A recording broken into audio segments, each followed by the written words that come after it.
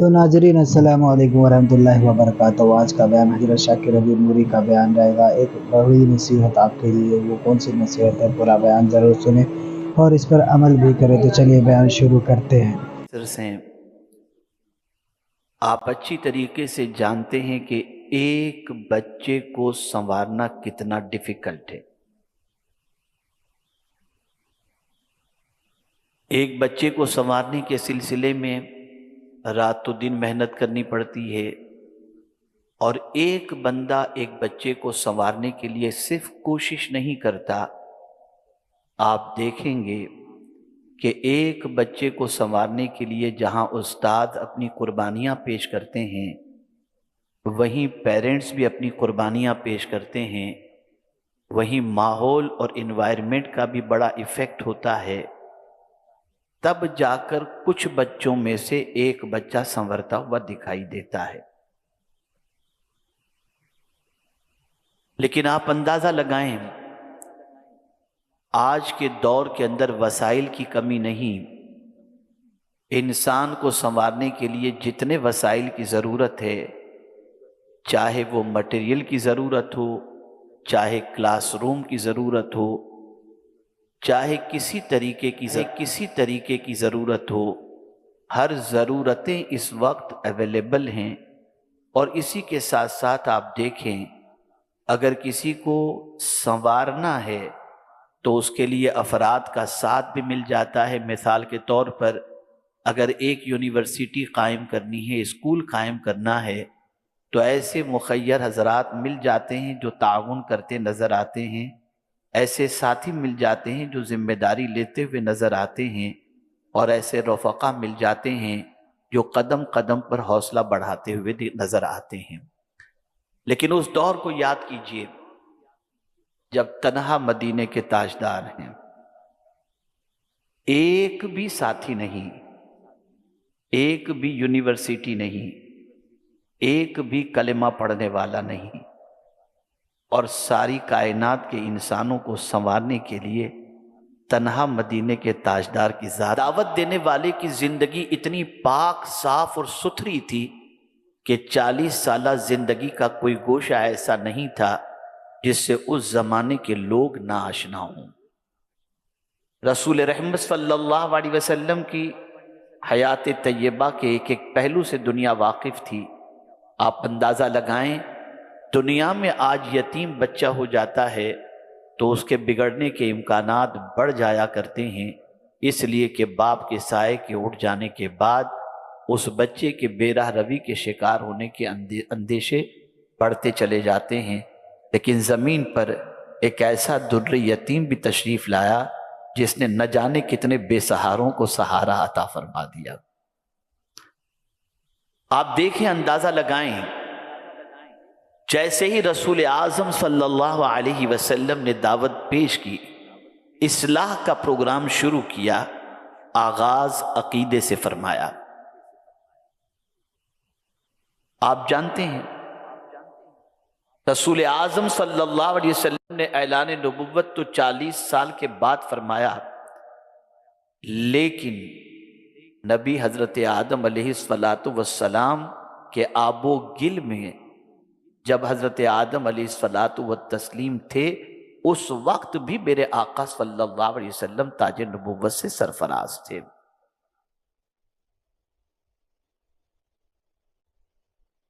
रसूल रहमत सल्लल्लाहु अलैहि वसल्लम जब पहली दावत पेश करते हैं तो चूंकि अकीदे की इस्लाह की दावत थी, इस्लाह के मिशन को लेकर के उठे थे, तो जाहिर सी बात है कि कौम का सवाल करना ज़रूरी था।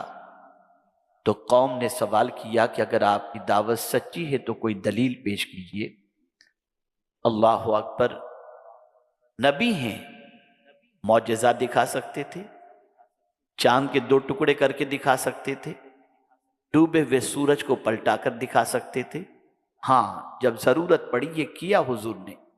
लेकिन जब पहली मर्तबा दावत तौहीद पेश की और लोगों ने दलील तलब की, तो क़यामत तक के आने वाले मुसलमानों को, इस्लाह के काम करने वालों को रसूल आज़म सल्लल्लाहु अलैहि वसल्लम ने एक अच्छे दाई और मुसलमान होने की हैसियत से دلیل پیش کی، اور دلیل پیش کرنے کے لیے سرکار صلی اللہ علیہ وسلم نے جو اپنے وجود کو پیش فرمایا، جب لوگوں نے دلیل پیش کی، اور دلیل پیش کرنے کے لیے سرکار صلی اللہ علیہ وسلم نے جو اپنے وجود کو پیش فرمایا، جب لوگوں نے دلیل پیش کی کہ آپ کی دعوت سچی ہے تو دلیل پیش کریں، تو قرآن کہتا ہے اس وقت رسول اعظم صلی اللہ علیہ وسلم نے چاند کے 2 ٹکڑے کر کے سورج کو پلٹا کر نہیں بتایا، بلکہ قرآن کہتا ہے حضور نے فرمایا فَقَدْ لَبِثْتُ فِيكُمْ عُمُرًا مِّن قَبْلِهِ أَفَلَا تَعْقِلُونَ۔ اے مجھ سے دلیل طلب کرنے والو، میری بے داغ 40 سالہ زندگی تمہارے سامنے ہے، اگر کوئی ایک لمحہ بھی داغدار ہو تو میری دعوت کو قبول مت کرنا۔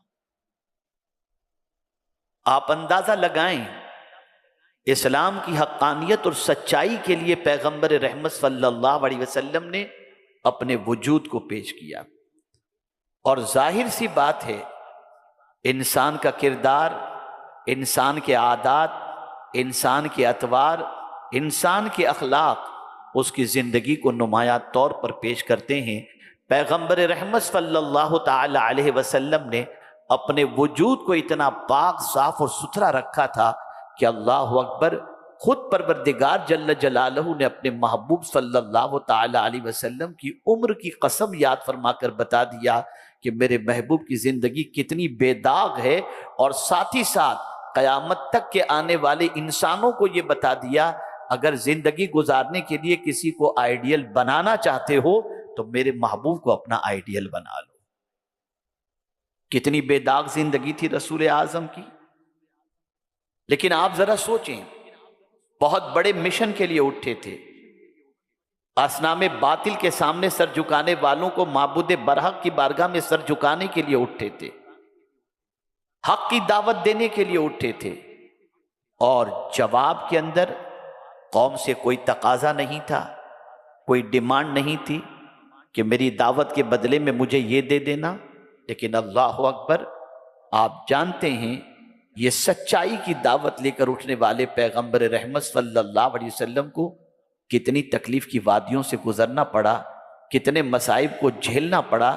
سوشل بائیکاٹ ہوا، راہوں میں کانٹے بچھائے گئے، تکالیف کی وادیوں سے گزارا گیا، پشت مبارک پر اوجڑی رکھی گئی، اور نہ جانے کس کس طریقے سے رسول رحمت صلی اللہ علیہ وسلم کو اس اصلاح کی دعوت کو روکنے کے سلسلے میں ان پر جبر اور تشدد کیا گیا۔ لیکن اللہ اکبر، پیغمبر رحمت صلی اللہ علیہ وسلم کو صرف اسی سے نہیں تکلیف پہنچائی گئی، بلکہ لالچ بھی دی گئی اور کہا گیا آپ اپنی دعوت کو روک دیجئے، جو چاہو آپ کی خدمت میں پیش کر دیا جائے گا، آپ کہیں تو عرب کی کسی حسینہ کو آپ کے قدموں میں لا کر رکھ دیا جائے، آپ کہیں تو دولت کا انبار آپ کے قدموں میں لا کر کے رکھ دیا جائے، قربان جائیے۔ پیغمبر رحمت صلی اللہ علیہ وسلم نے جواب میں یہی فرمایا تھا، اگر ایک ہاتھ میں چاند اور ایک ہاتھ میں سورج رکھ دو تب بھی میں اپنے مشن کو نہیں چھوڑ سکتا، میں اپنے دعوت کے کام کو جاری و ساری رکھوں گا۔ آپ اندازہ لگائیں، رسول رحمت صلی اللہ تعالی علیہ وسلم تکلیفیں جھیل رہے ہیں۔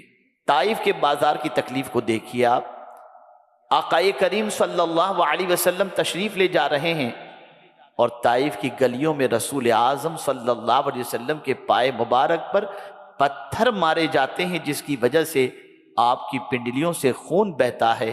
لیکن اللہ اکبر، آقائے کریم صلی اللہ علیہ وسلم اس تکلیف کے باوجود بھی انسانوں کی اصلاح کے کام کو نہیں چھوڑتے، اور تکلیفوں کو جھیل کر، مصیبتوں کو برداشت کر کے پیغمبر رحمت صلی اللہ علیہ وسلم صحیح خطوط پر وہ انسان جو غفلت کا شکار، لاقانونیت کا شکار، اور وہ انسان جس کے سامنے زندگی گزارنے کا کوئی اصول نہیں، بالکل آوارگی کے راستے پر جانے والا جو انسان تھا، اس انسان کو سیدھے راستے پر لے جانے کے لیے اس سے حضور کو کوئی لالچ نہیں تھی، بس صرف مقصد تھا تو ایک ہی تھا، انسان اپنی قدر کو خود سمجھ لے اور انسان اپنے مقام سے آشنا ہو جائے۔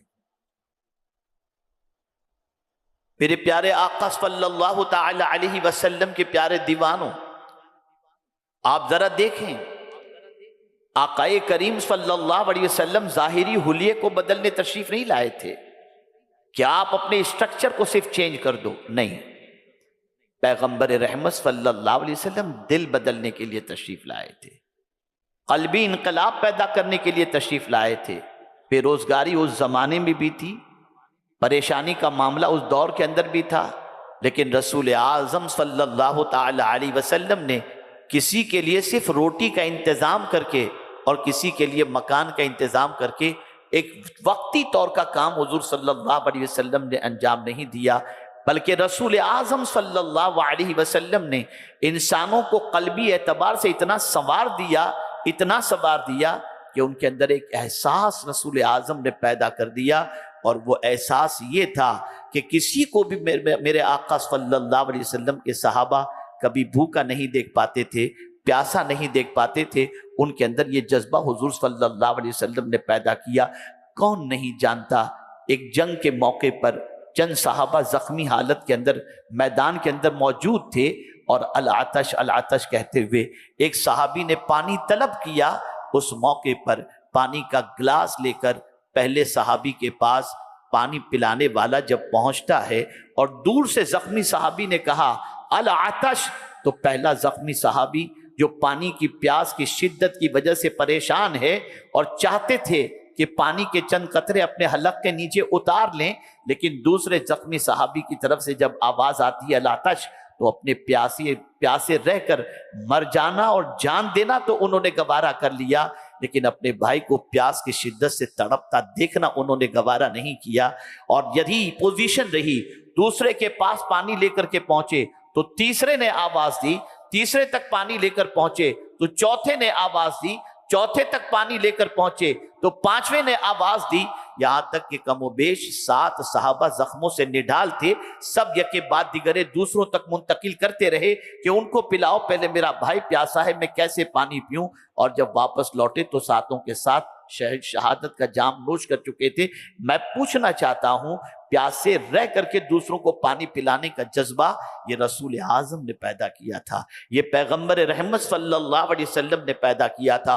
حضور صلی اللہ علیہ وسلم صرف ظاہری اسٹرکچر چینج کرنے نہیں آئے تھے، اندر سے انسانیت کا سبق سکھانے کے لیے آئے تھے، اندر سے انسان بنانے کے لیے تشریف لائے تھے۔ آپ ذرا سوچیں، مولا علی کرم اللہ تعالی وجہہ الکریم سے کسی پوچھنے والے نے پوچھا کہ سب سے قیمتی انسان کون ہے؟ اللہ اکبر، مولا علی کرم اللہ تعالی وجہہ الکریم نے جواب میں ارشاد فرمایا، جس کے پاس احساس زندہ ہو سمجھ لینا وہ قیمتی انسان ہے۔ آج احساس مر گیا، آج احساس ختم ہو چکا ہے۔ ہم تو آج کے دور کے اندر دیکھتے ہیں، راستے میں ایکسیڈنٹ ہوتا ہے، لوگ ویڈیو بناتے ہیں، مریض کو اٹھا کر ہاسپٹل پہنچانے کا کام نہیں کرتے۔ کیا عجیب دور آ چکا ہے، کیا عجیب سچویشن ہو چکی ہے، کیا عجیب کیفیت سے انسان دوچار ہو چکا ہے۔ پیغمبر رحمت صلی اللہ علیہ وسلم نے وہ عظیم انقلاب پیدا فرمایا اور اس طرح سے اصلاح فرمائی کہ قلب پر حضور کی نظر تھی، اس لیے کہ آقا کریم صلی اللہ علیہ وسلم فرماتے ہیں الا ان فی الجسد مضغۃ اذا صلحت صلح الجسد کلہ واذا فسدت فسد الجسد کلہ الا وہی القلب۔ آگاہ ہو جاؤ، جسم کے اندر ایک گوشت کا ٹکڑا ہے، اگر وہ صحیح رہا تو پورا جسم صحیح رہے گا، اور اگر وہ بگڑ گیا تو پورا وجود بگڑ جائے گا۔ جان لو وہ دل ہے، وہ دل ہے، وہ دل ہے۔ میرے پیارے آقا صلی اللہ تعالی علیہ وسلم کے پیارے دیوانوں، پیغمبر رحمت صلی اللہ علیہ وسلم نے کس طریقے سے دل بنا دیے تھے، صحابہ کرام علیہم الرضوان کے کیسی تربیت ان کی آقا کریم صلی اللہ علیہ وسلم نے فرمائی تھی، اور اصلاح کس طریقے سے انسانوں کی تھی۔ میری بہنیں بھی آج یہاں پر موجود ہیں، میں ان سے کہوں گا اگر آج کوئی بھائی آپ کے سر پر دوپٹہ دیکھنا پسند کرتا ہے، یہ صدقہ ہے پیغمبر رحمت صلی اللہ علیہ وسلم کا۔ اگر آج کوئی بچہ اپنی ماں کی قدم بوسی کرنا سرمایہ افتخار سمجھتا ہے، یہ صدقہ ہے پیغمبر رحمت صلی اللہ علیہ وسلم کا۔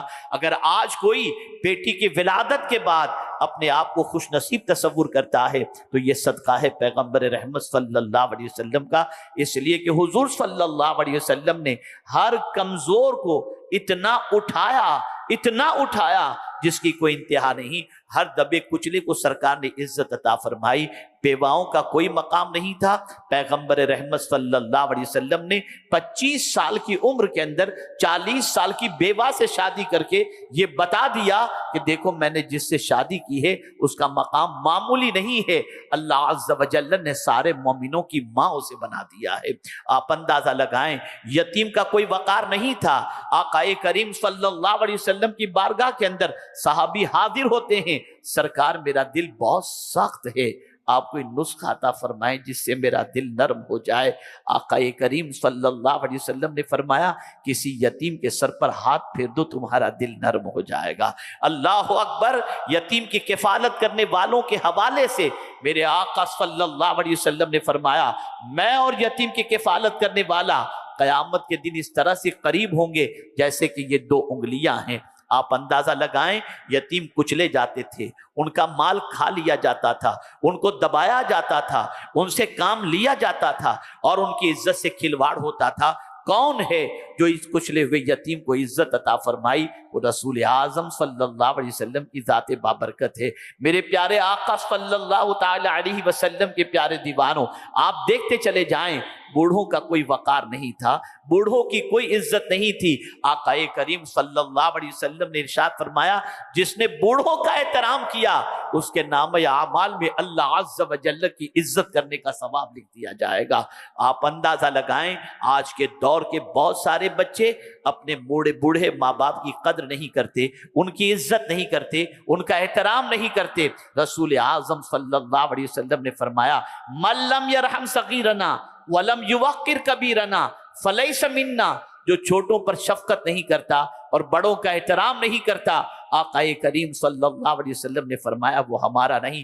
तन्हा मदीने के ताजदार उठ रहे हैं और कितने शोबे जात हैं आप देखिए, बच्चियां जिंदा दफन की जा रही हैं, गरीबों का माल लूटा जा रहा है, कमजोरों की आबरू पर हाथ डाला जा रहा है, गुलाम बनाकर रखा जा रहा है। इन सारी सिचुएशन के अंदर तन्हा मेरे आका सल्लल्लाहु अलैहि वसल्लम की जात उठती है और देखते देखते 23 साल की मुद्दत के अंदर इन सारी खराबियों का जनाजा निकल जाता है और फिर एक ऐसे इंसान मुआशरे के अंदर उठते हैं जिनको देखने के बाद जिंदगी गुजारने का सलीका आ जाए, जिंदगी गुजारने का तरीका आ जाए। एक वाक़े के जरिए मैं समझाऊं ताकि आप महसूस कर सकें। जब रसूल आजम सल्लल्लाहु अलैहि वसल्लम के विसाल के बाद सैयदना सिद्दीक अकबर रदी अल्लाह ताला अन्हु मसनद खिलाफत पर तशरीफ फरमा होते हैं तो एक रजिस्टर आपने मंगवाया और उस रजिस्टर के अंदर काम की तकसीम लिखना आपने शुरू कर दी। ये काम फला करेगा, ये काम फला करेगा, ये काम फला करेगा।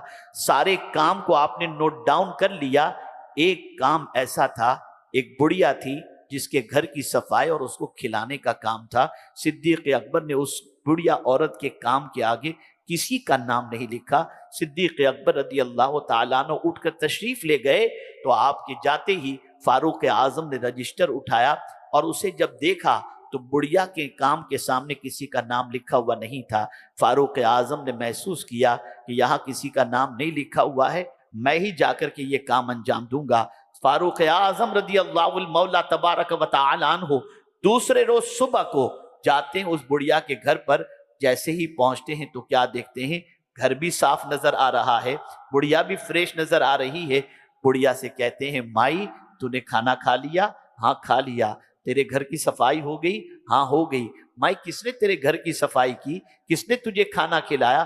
कहा ये तो नहीं मालूम, मैं तो आंख से नाबीना हूं, कोई आता है मेरे घर को भी साफ करके जाता है और मुझे खिला करके भी जाता है। अल्लाह अकबर।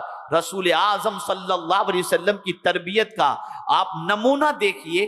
फारूक आजम रदी अल्लाह ताला अन्हु सोचते कौन होगा जो रात के सन्नाटे में आकर इस बुढ़िया की मदद करता है। रात को छुप कर एक जगह पर खड़े हो जाते हैं ये देखने के लिए कि कौन है जो इस बुढ़िया की मदद कर रहा है। अल्लाह अकबर। हजरत फारूक आजम छुप कर खड़े थे। रात काफी गुजर जाने के बाद आपने देखा चेहरे पर कोई रुमाल डाल करके उस बुढ़िया के घर की तरफ जा रहा है, नंगे पैर है। आवाज दी कौन? फारूक आजम की आवाज जैसे ही पहुंची सिद्दीक अकबर ने जवाब में फरमाया अबू बकर। जैसे ही फारूक आजम ने सुना अबू बकर, कहते अमीरुल मोमिनीन رات کے سناٹے میں اس بڑھیا کے گھر کے اندر صفائی کرنے کے لیے اور کھلانے کے لیے آپ تشریف لاتے ہیں، مجھے حکم دے دیتے۔ فرماتے ہیں یہ کٹھن کام تھا، میں نے اس کو اپنے ذمے لے لیا ہے اور میں پہلے سے کر رہا ہوں اس کام کو۔ اس کے بعد فاروق اعظم کے جب کا سوال سنیے۔ فاروق اعظم عرض کرتے ہیں امیر المؤمنین، خدمت تو سمجھ میں آتی ہے، ننگے پیر آنا سمجھ میں نہیں آتا۔ اب جواب سنیے صدیق اکبر کا۔ ارشاد فرماتے عمر، جوتے اور چپل پہن کر رات کے سناٹے میں چلتا تو میرے چپلوں کی آہٹ یا جوتوں کی آہٹ سے کسی کی نیند خراب ہو جاتی۔ ابو بکر یہ نہیں چاہتا کہ اس کے قدموں کی آہٹ سے کسی کی نیند خراب ہو جائے۔ آپ ذرا سوچیں، ذرا غور کریں، رسول رحمت صلی اللہ تعالی علیہ وسلم نے کس طریقے سے پورا مزاج بدل دیا تھا اور درد کس طریقے سے صحابہ کے دلوں کے اندر پیدا کر دیا تھا۔ کسی کی تکلیف نہ دیکھنا، کسی کی پریشانی کو نہ دیکھنا، ہر ایک کے غم کے اندر شریک ہو کر ان کے غموں کو دور کرنا، یہ صحابہ کرام علیہم الرضوان کی زندگی تھی۔ آپ ذرا سوچیں، یہ تربیت رسول اعظم کی تھی، یہ اصلاح مدینے کے تاجدار صلی اللہ تعالی علیہ وسلم کی تھی۔ میرے پیارے آقا صلی اللہ علیہ وسلم کے پیارے دیوانوں، آپ ذرا سوچ اور اندازہ لگاؤ۔ لوگ کہتے ہیں فطرت بدلنا بڑا مشکل کام ہے، لیکن مدینے کے تاجدار نے ثابت کر دیا اگر اخلاص کے ساتھ کام کرو تو اللہ تعالیٰ لوگوں کی زندگیاں بدل دیا کرتا ہے۔ کوشش اپنی طرف سے ہو، نتیجہ اللہ عز و جل کی طرف سے ہوتا ہے۔ آپ سوچو میرے پیارے آقا صلی اللہ علیہ وسلم کے پیارے دیوانوں، یہ ایک دن کا بگاڑ نہیں تھا، 500 سال ڈارک جو ہے وہ زمانہ گزرا ہے، ڈارک پیریڈ گزرا ہے۔ حضرت عیسیٰ علیہ السلام کے بعد سے لے کر رسول اعظم صلی اللہ تعالی علیہ وسلم کی آمد تک یہ 500 سالہ زندگی کے اندر کوئی نبی تشریف نہیں لائے، اس دور میں کوئی نبی تشریف نہیں لائے۔ انسان لاقانونیت کا شکار تھا، مرضی کی زندگی گزارتا تھا، طبیعت کی زندگی گزارتا تھا۔ اللہ کے رسول صلی اللہ تعالی علیہ وسلم نے انہیں بتایا کہ زندگی کیسے گزاری جائے، زندگی کا کیسے خیال رکھا جائے اور زندگی کو کتنی پاکیزہ بنائی جائے۔ میرے پیارے آقا صلی اللہ علیہ وسلم کے پیارے دیوانوں، قرآن مقدس جائے، میرے پیارے آقا صلی اللہ علیہ وسلم کے پیارے دیوانوں، قرآن مقدس میں ایک آیہ کریمہ موجود ہے۔ آقا کریم صلی اللہ علیہ وسلم کی بارگاہ کے اندر ایک مہمان حاضر ہوئے۔ پیغمبر رحمت صلی اللہ علیہ وسلم نے صحابہ کے جم غفیر میں ارشاد فرمایا، کون ہے جو میرے مہمان کو آج اپنا مہمان بنائے؟ ایک غریب صحابی کھڑے ہو جاتے ہیں۔ کتنے غریب تھے میں آپ کو بتاتا ہوں۔ غریب صحابی کھڑے ہوتے ہیں اور عرض کرتے ہیں یا رسول اللہ صلی اللہ تعالی علیہ وسلم، آپ کے مہمان کو میں اپنا مہمان بناؤں گا۔ پیغمبر رحمت صلی اللہ علیہ وسلم نے اجازت دی۔ وہ مہمان کو لے کر جا رہے ہیں، لیکن دل میں یہ خیال ہے گھر میں تو کھانا ہوگا نہیں، میں کیا کروں گا؟ لیکن بہرحال مہمان کو لے کر کے جا رہا ہوں، کچھ نہ کچھ تو انتظام ہو جائے گا، تھوڑا بہت تو گھر میں کھانا اتنا تو ہوگا کہ مہمان کو میں کھلا سکوں۔ پہنچے، دروازے پہ دستک دی، بیوی نے پوچھا کون؟ یہ سنت زندگی بھر یاد رکھیے گا۔ بیوی نے پوچھا کون؟ تو وہ صحابی یہ نہیں کہتے میں نہیں، اپنا نام انہوں نے بتایا۔ اور اپنے گھر پر بھی جب آپ جائیں اور دروازے پہ دستک دیں، اندر سے کوئی آپ سے پوچھے کون، تو اپنے گھر میں بھی جب جانا ہو تو اپنا نام بتایا کرو، اور اگر کوئی ساتھ میں ہے تو اس کا بھی تذکرہ کر دیا کرو، تاکہ گھر کی خاتون اپنے آپ کو اچھی طریقے سے سیٹ کر کے آنے کی اجازت دے۔ وہ صحابی جواب میں فرماتے ہیں، اپنا نام بتاتے ہیں اور اس کے بعد کہتے ہیں میرے ساتھ حضور کا ایک مہمان بھی ہے۔ خاتون نے دروازہ کھولا اور چلی گئی دوسرے کمرے کے اندر، آ کر کے مہمان خانے کے اندر اس مہمان کو بٹھا دیا گیا۔ شوہر اپنی بیوی کے پاس جا رہا ہے۔ جانتی ہو آج کیا ہوا؟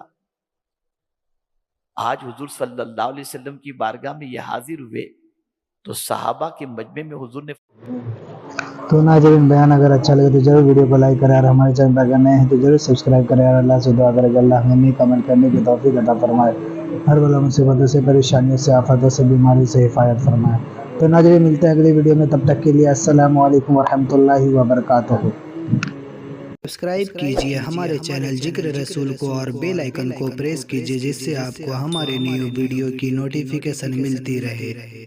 ویڈیو اچھی لگے تو ہمارے ویڈیو کو لائک کریں اور ہمارے چینل کو سبسکرائب کریں۔